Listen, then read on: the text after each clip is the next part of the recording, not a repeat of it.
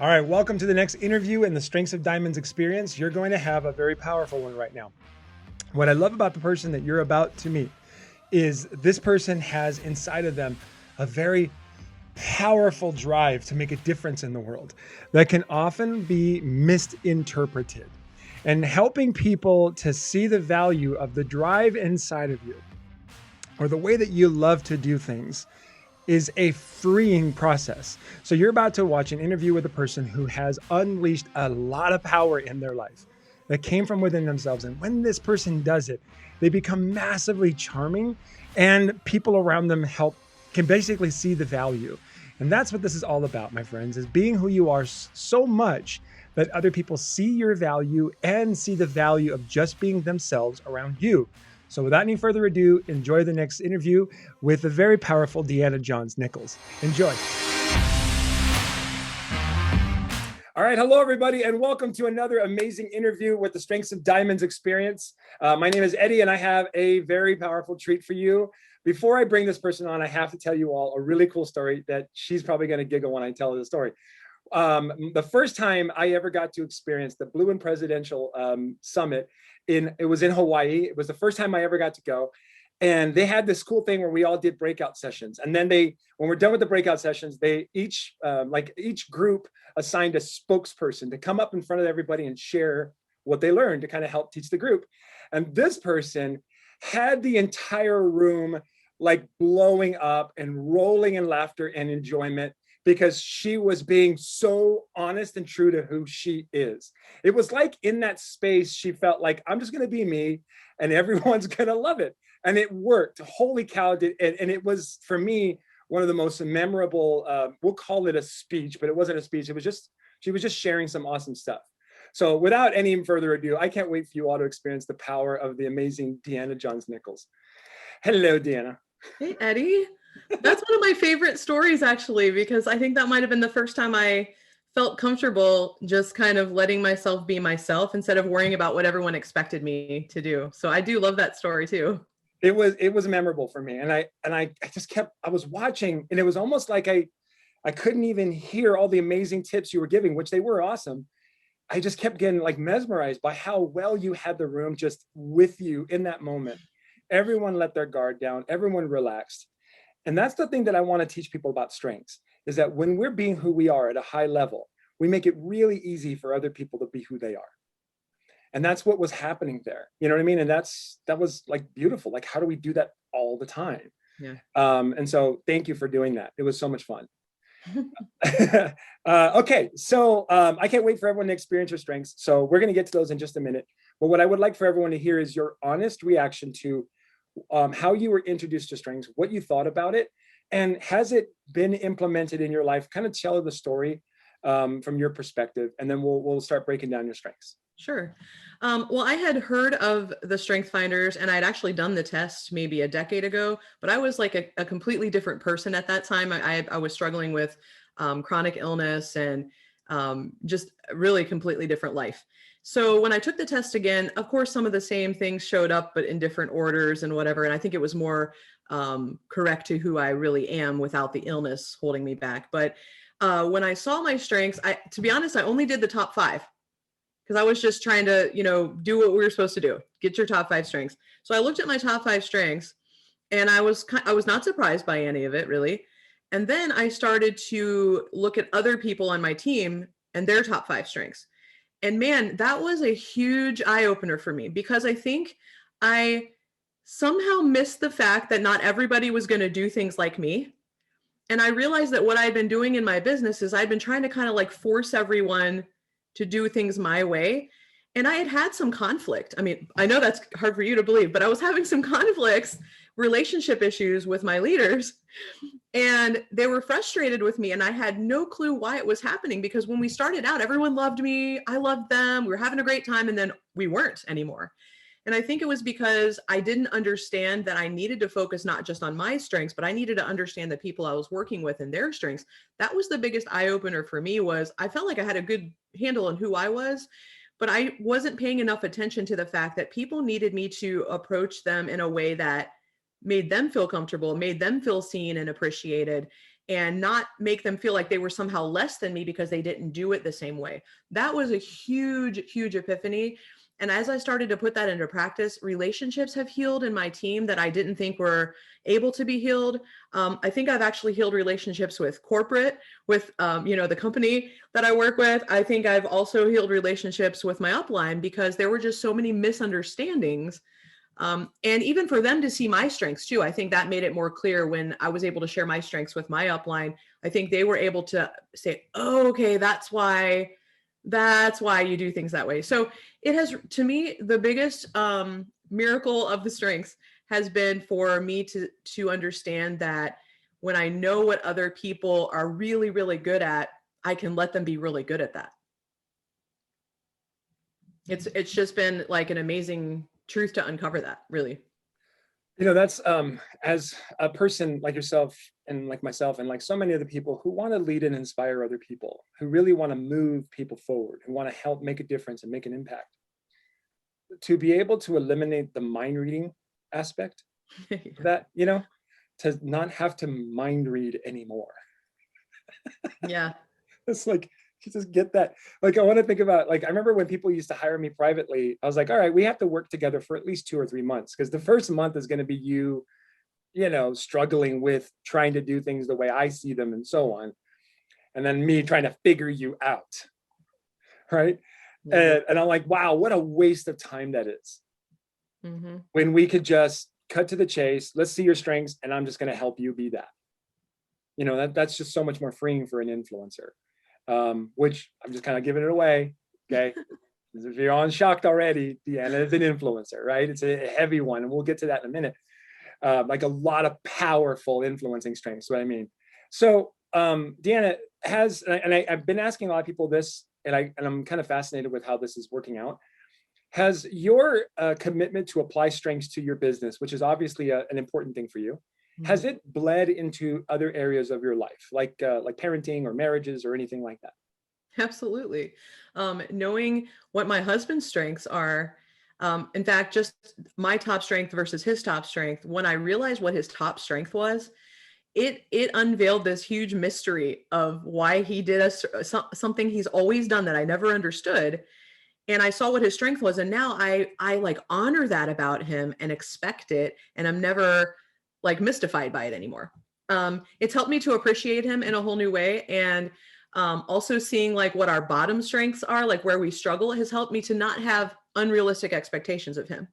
I have a son who's too young to take the test. But because we understand the strengths, we sort of recognize what we believe his strengths are. And the funny thing about my son is that he has maybe just from like being around us so much, he has a couple of the same ones in his top, but he has one that neither of us have in our top strength, which is empathy. And that's his number one. And what I find is I attract a lot of number one empathy people to me. And so anyway, my son having that, yeah, my son having that has been very interesting in this house, because that is just, we're more like no nonsense, like suck it up buttercup type people. And he's all the feels. And so just, that's been a gift really, in disguise at first, but it's been a gift because it's helped us to be more, show more compassion and slow down a little bit for those around us. So yeah, absolutely. We use it in all of our relationships. Right on. And I love that you said show more compassion, which is one of the 4 things that Gallup has determined what people are looking for when it comes to leadership. Yes. Just, hey, like, look, I know we're different. Give me a break. Right. That's so cool. And by the way, I've, just so you're aware, I've coached thousands and thousands and thousands of people, and I've been around so many people around this. This, we'll call it a mythical motif, right? This is almost like part of the hero's journey, is that when you're being you at a high level, it's almost like God says, okay, now you need people like this into your life. You need people like this. And our first reaction usually is like, come on, why can't I just have a bunch of people like me? Exactly. Thinking that's going to be a good thing. You know what I mean? No. And not realizing the gift it is to be balanced with other people. So that's beautiful. I love that. Thank you for bringing that up. Okay, well, I'm excited. We're going to start breaking down your strengths. And what I want everybody to get a feel for is how you do the business your way, in a way that's comfortable for you, that's effective, so that people can kind of see, okay, I get how your strengths work with the thing you do. How can I do that with my strengths? Or maybe if they have some of yours. So bear with me real quick while I bring up my drawing pad. It'll just take a second. And all you got to do is have your full 34 report ready. Okay. And here we go. Let's do this. All right, let's start with number 1. What's your number 1? That is strategic. Strategic. All right. Okay, let me ask you a weird question. Okay, I asked everybody that has strategic high. If somebody were to ask you, like, hey, Deanna, where is the thing? Would you close your eyes and look up and start to like try to visualize where it is in your house? No. Have you ever done that? I don't think so. I mean, maybe, but no, I usually just know things. I usually just know. Okay, so you don't even have to bother closing your eyes. It's already there. Okay, let's move on to the next one. The reason I ask is that people of high strategic tend to map everything out everywhere they go, so that they know where it is at all times, so that they can always be efficient, if you will. Does that make sense? Yes, it's a different way of answering the same question, but absolutely. Like, I know where things are because they have a certain place where they go. Yes. Yeah. Okay, cool. So number 2? That is significance. Okay, hold on one second. It takes me a little bit to write that. All right, number 3? Command. 4? Competition. Boom. 5? Relator. Okay, 6? Achiever. 7? Responsibility. Oh my goodness. And number 8? Belief. Number 9? Focus. And number 10? Activator. Okay. Usually what I like to do is kind of pick on a couple of strengths, just kind of organically, but right now I could go anywhere. Are there any of your top 10 that you're either like resistant to a little bit, or would love to hear a little bit more insight on? Yeah. I think the one that I have struggled with shame about the most is probably command. Okay. And I have, well, because I feel that it was, and I'm going to be really honest. Okay. I feel that it was people tried to spank it out of me, ground it out of me, Jesus it out of me, everything it out of me. Lots of shame. And I think a lot of it is related in my past to my religious upbringing and the fact that I was a woman or a girl. Yeah. And I shouldn't have that strength. I was basically told that it was wrong of me to have it. It was bad of me to have it, that I should hide it, that I should reject it and try to be the opposite of it. And so I still to this day have to check myself over shame that I am using it or tapping into it as a woman in particular. I am so glad we're talking about this. This is something that, and you know my wife, right? Her and I talk about every once in a while about this common belief of what a woman should be, but then even more intimidating and crazy and insane is how a woman of like who is a follower of Christ and God and things like this should be. Right now, you've got a few. You've got a couple of should strengths, right? Like belief. This is how things should be, right? And so when you're like, let's kind of go back to when you're a little girl. This belief strength is, you do things that are based on core values, and these core values were developed ever since you were really little.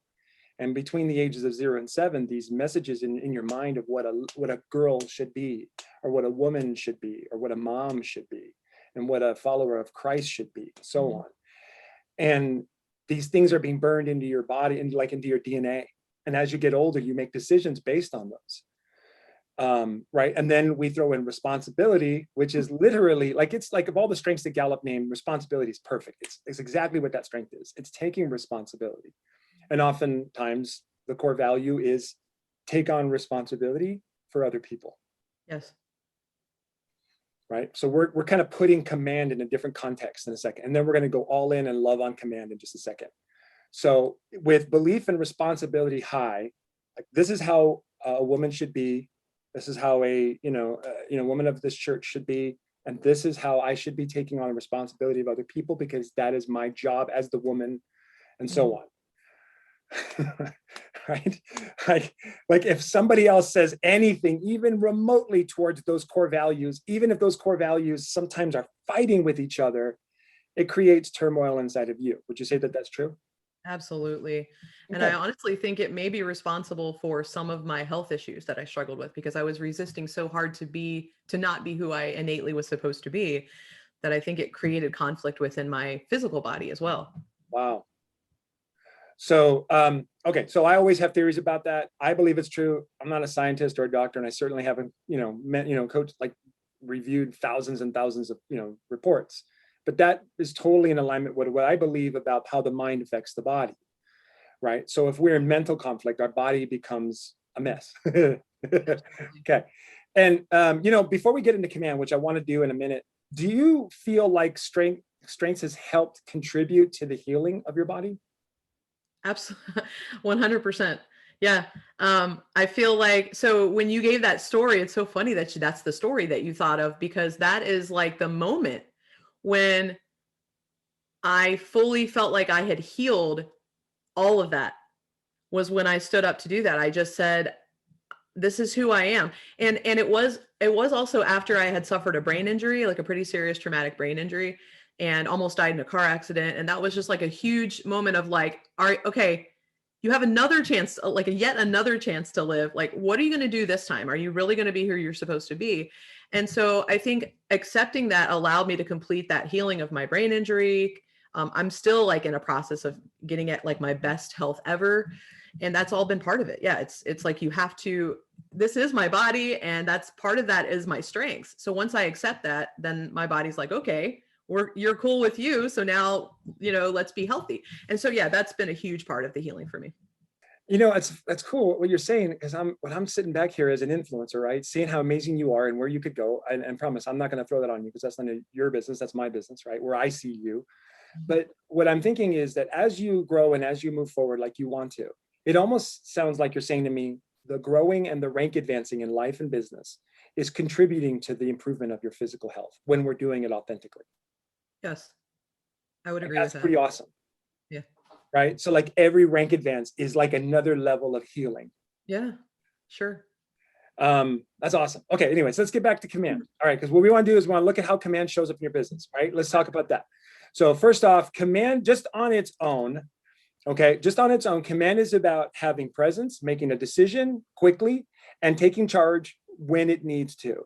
People of high command, when they notice that someone isn't in charge, that where someone needs to be in charge, the high command person fills that spot, especially when they have responsibility and belief in their strengths. But once the command person recognizes someone's of leadership has control of the situation, is taking charge, and is, obviously taking care of the group, then the command person can relax and fill their spot as maybe the captain or the corporal rather than the admiral. Does that make sense? Absolutely. Yeah. Okay, so the high command the high command strength is always about, making sure that there's that control, that support, and somebody taking charge. So when I want you to think about how that has been a benefit to your business, and how has it shown up in either like recruiting, or like recruiting customers, recruiting builders, or developing customers and builders, or even developing yourself within your business. I think that because of command, people believe me and listen to me and trust me. And I, and honestly, I don't use command and I don't speak up as an expert if I'm not. When I'm in my zone and I know I'm in my zone, and this is an area where I know what I'm talking about, then I show up with my command strength. And because I do that so confidently, it kind of like bleeds confidence into those around me. And so if they lack confidence, they'll come alongside me and know that I kind of have their back. I'm not going to let them be just kind of hanging out there to dry. So I'll have a lot of people that maybe lack confidence that will join me because they know that I will sort of bleed that confidence into them. I had a girl yesterday, I think it was, tell me that when she says she has a hole in her confidence, and she says, she spends time with me and then it's like a vacuum seal. That's what she said to me. And I was like, that's so cool. I love that.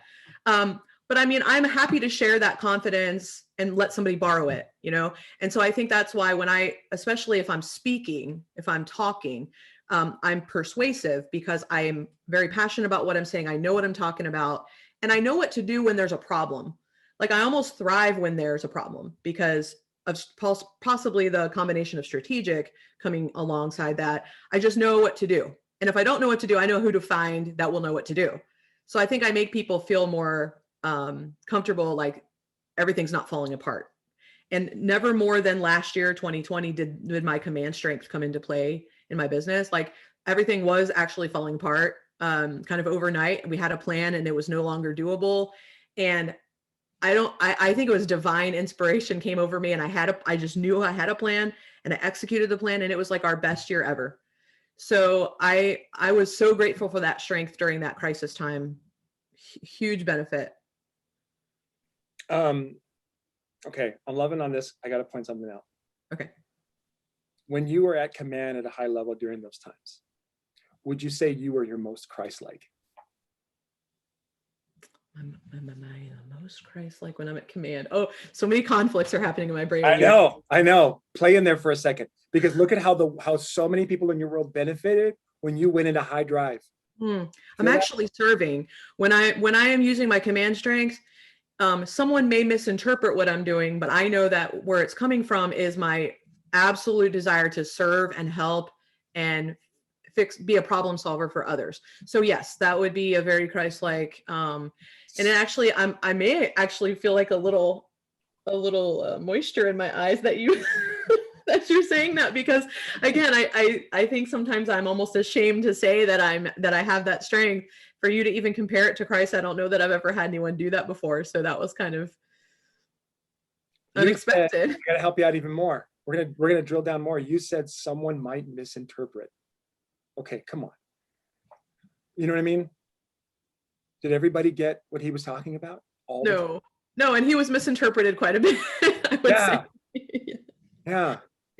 So, and even by at least one person that was allegedly super close to him, which, I've experienced that too. And so that's painful. And I get that. And I think many times I've been told that I did it wrong is why it happened. And so to hear you even, I don't know why that came to your mind, but I've honestly never had anyone take that particular strength of mine and compare it to Christ in any way before. Let's put it back into your business for a second. I want you to, because I know there's a lot of things that people want to know how to do better. They want to know how to find builders, and they want to know how to mentor them. Right? Okay. I want you to come at this command strength with how do I find builders? How do I develop them? And then have in the back of your mind what we just talked about. Yes. Okay. All right. So how do you, like, if I said, hey, or if you said, Deanna, like you looked at yourself in the mirror, like, Deanna, man, we need to find some builders right now. What does that process look for you? And what does that process look like? And then also, what does development of those people look like? Yeah. I mean, it's very different now than it used to be, because I did a lot of things that I definitely don't recommend. But now that I've learned through some of my mistakes, I think what I look for is somebody who I respect. I have to respect the person and see what they bring to the table. Okay, so that's the first thing. They can be different for me and whatever, but I just need to respect them and need to know that they're a person of integrity. Once I know that they are that, I believe that if I can get them to see who I am and what I'm bringing to the table, that we can partner together. So I used to try to convince people to stop what they were doing and do what I was doing, and it didn't go very well. What I found is when I find people that I respect and that they're already doing something very mission-minded in their life, that I have a way now of honoring their mission and explaining my mission and how we can collaborate and combine our missions together to do even more. And once I started doing that, I started finding builders that worked well with me, that moved quickly, and we were able to both bring, value to the table. It wasn't like me trying to drag people along with me or convince people. It was more of just like, we need to see each other, respect each other, and allow each other to do our thing. And we can use this vehicle of doTERRA to accomplish it at a higher level. That's how I find builders now. As far as how I mentor and develop builders is, I do let people know right up front, this is my wheelhouse and I'm good at this.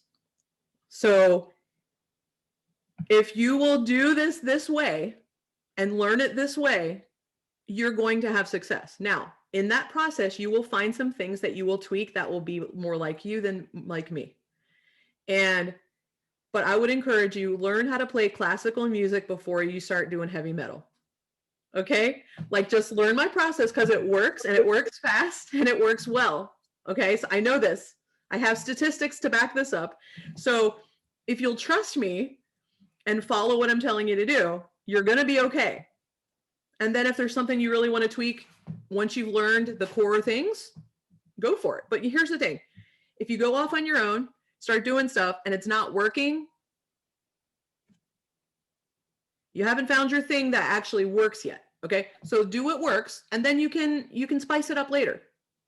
So if they'll do that with me, they're going to work well with me. If they can't do that, it's going to be more of a struggle to work with me, because I am going to try to, get them to do it just like this for now. Follow this script, say it like this, do it like this. And then once you got a handle on it, I don't want to micromanage people. I just want you to have success. So if I can get them to trust my process in the beginning, that's kind of how I work with my builders.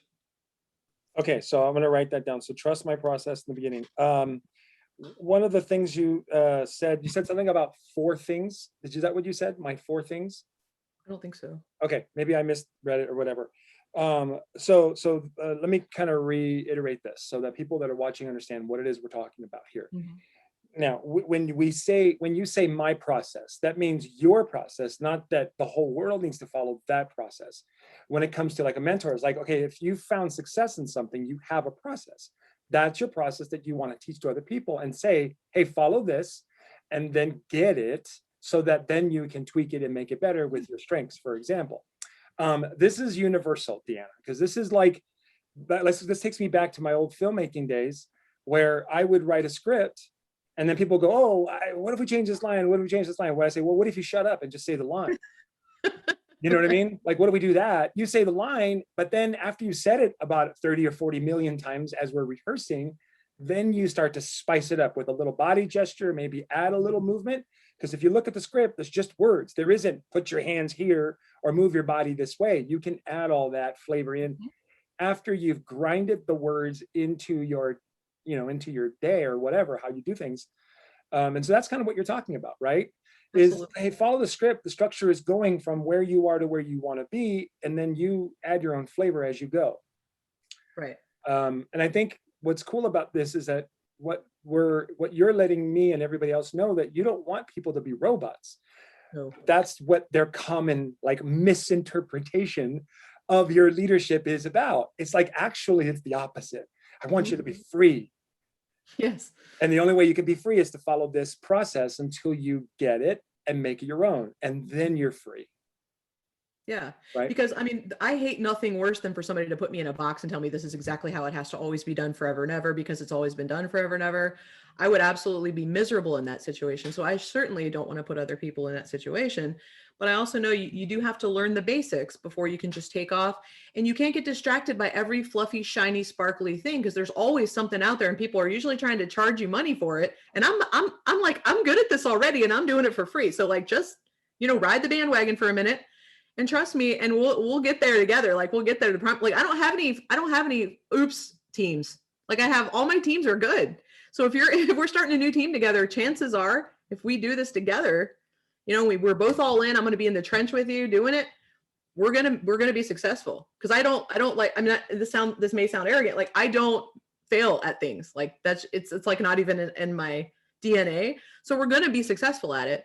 Just trust me. That's all. And that's a big thing. Like, I think if we can get over that hurdle, then that's usually the people that work well with me. That's awesome. I love that you said that, because you said earlier, like, I don't always have the answers. I have the answers. And when I don't, I know where to look. Right. So in that way, I do have all the answers. Yeah.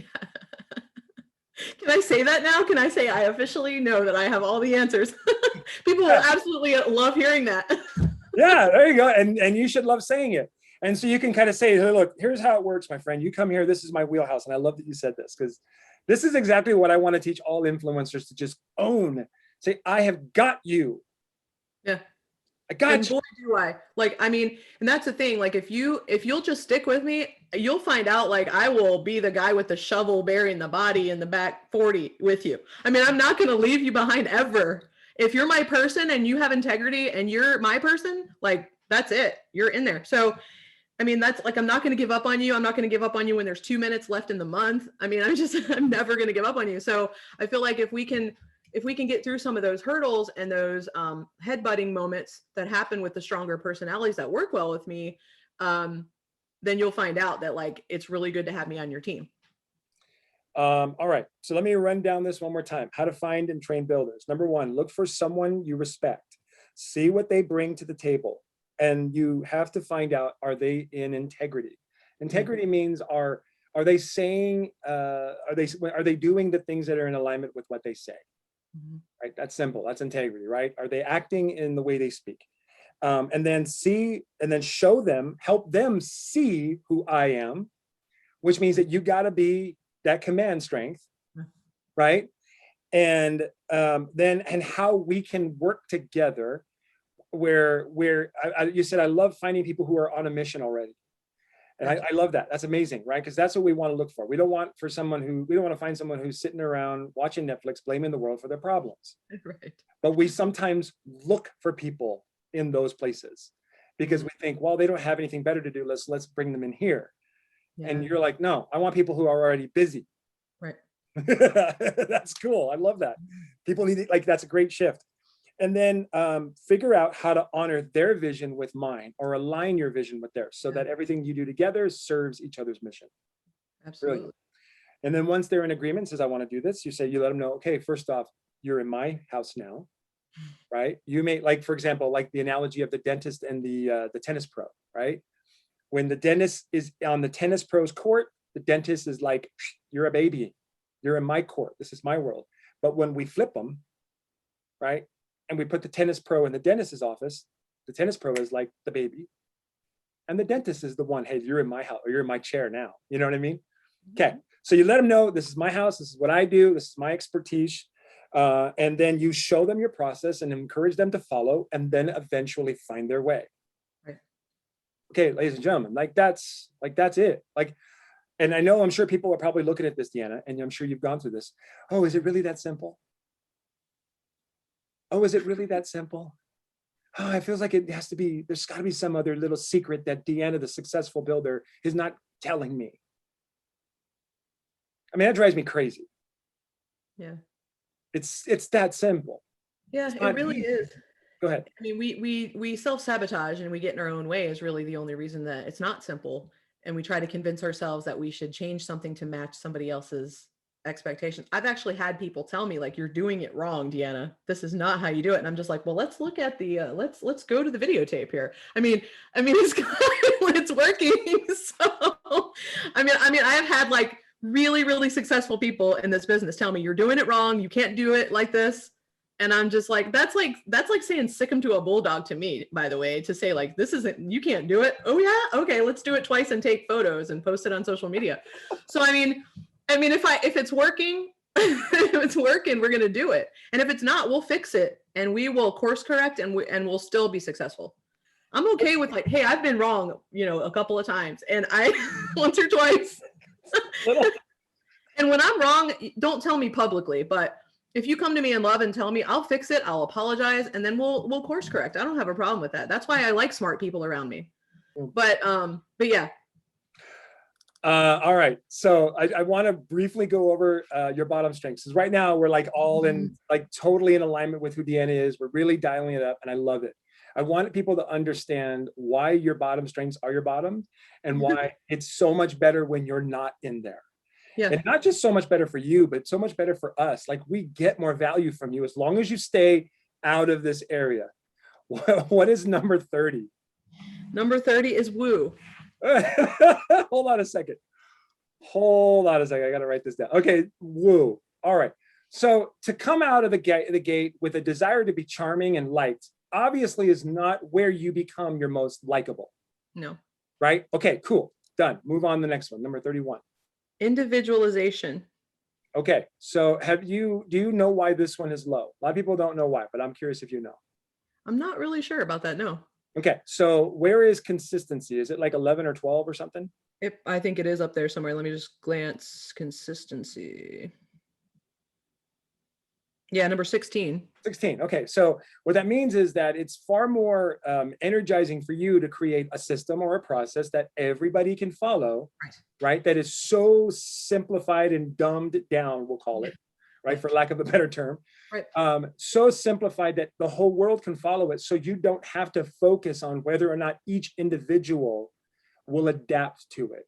Right. And this makes sense why you are so resistant to want to customize your system to the individual rather than have the individual customize themselves to the system.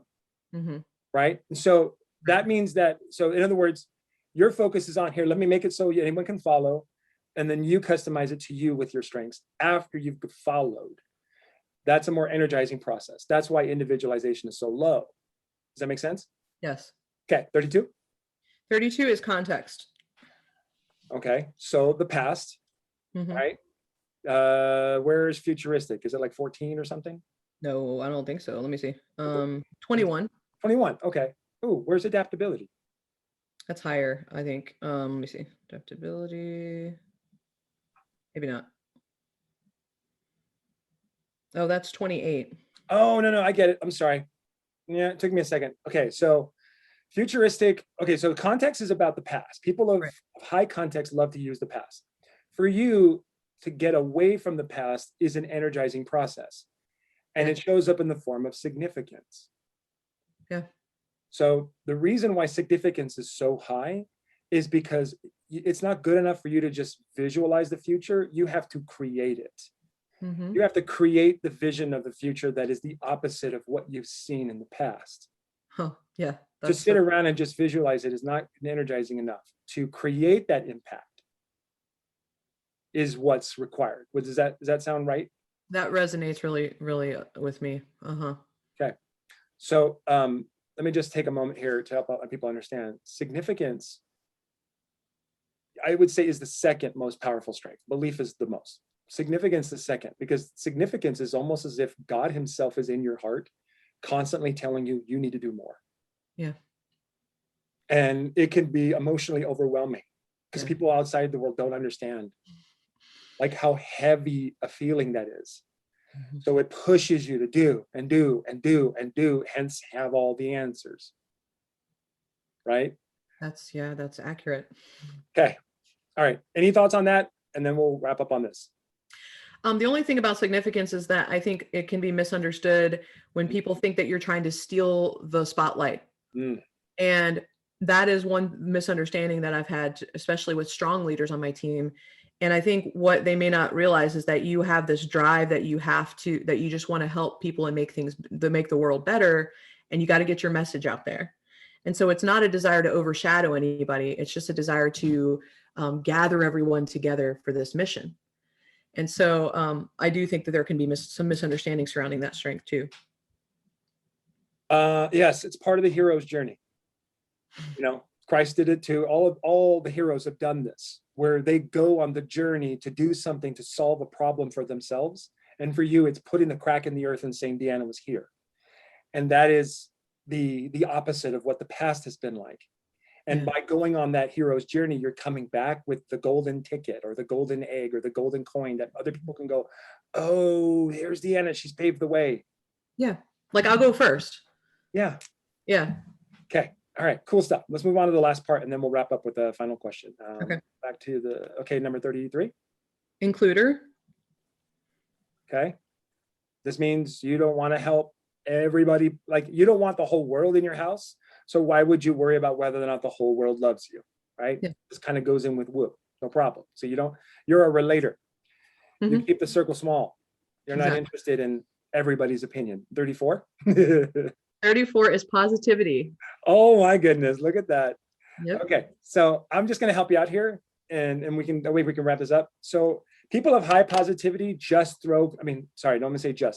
people of high positivity feel like it's enough to throw in contagious enthusiasm at problems. And then they see the problems be solved. For them, it works. For you, no. It's about doing the work. That's all. It doesn't mean you're not positive. Right. In fact, you're massively uplifting and spiritually uplifting. You're a very influential and inspirational person, right? So positivity is low is because you don't throw positivity at things, you throw work at things. Yes. And that's the inspiring bit. I love it. Cool. I love your strengths, man. Your strengths are awesome. It's just like, hey, Deanna, don't ever let anyone convince you you're not or you're too much. That's nonsense. You can never be too much. There you go. You're free. Okay. Deanna, last question. I'm enjoying this and we have to wrap up. So go back to that time when you were thinking, like when there was a time where you were like, oh my gosh, am I ruining everything? Am I not living up to the expectations and whatever, right? Go back to that time without sharing the story of what happened. I just wanted to hear you give that Deanna advice now that you are in full love for your strengths and who you are. Yeah. So I do remember an incident where I thought I had failed by using my strengths. And so I tried to go back and like use some lower strengths to fix it. And the person was like, oh, no. I came to you for that. And when she said that to me, it made me realize that it wasn't God telling me to stop being myself. You know, it was somebody who was trying to, you know, steal, rob, and destroy. It wasn't somebody who was trying to advance my mission, which I believe, as we covered with significance, I do believe that it is a God-given mission for me, what I do. So in that moment, I realized that all the times when I tried to stop myself from being fully me, I no longer wanted to do that anymore because wiser Deanna can tell confused Deanna, hiding her light Deanna, that people need you to be fully you so they can be fully them. And it gives them permission to be fully them when they see you embracing that. And people come to you and seek you out and find you because they want the real Deanna. They don't want the watered down, you know, made for TV version. They want the authentic, raw, she's struggling, but she's going to tell us how she did it and how she overcame. She's going to go first down the hard path that no one's paved. And then she's going to come back and get us and tell us where to go. That's what people come to me for. People that really want to be on the journey, that's what they come to me for. So if I want people that are going to go the long distance with me, I have to be fully me. So just let it out. And those who are meant to be on the journey with that Deanna, the real Deanna, the God, you know, the one that God made, they'll be with me for the long haul when I fully embrace who I really am and just stop worrying about how it's going to be received. I mean, do it out of love and make sure I've got, you know, God guiding me so I don't get too cocky and too arrogant, because that can happen. But as long as I'm, you know, keeping myself humble and focused on God, I should be able to be fully me. And the ones that are supposed to be and meant to be on the journey will come alongside me.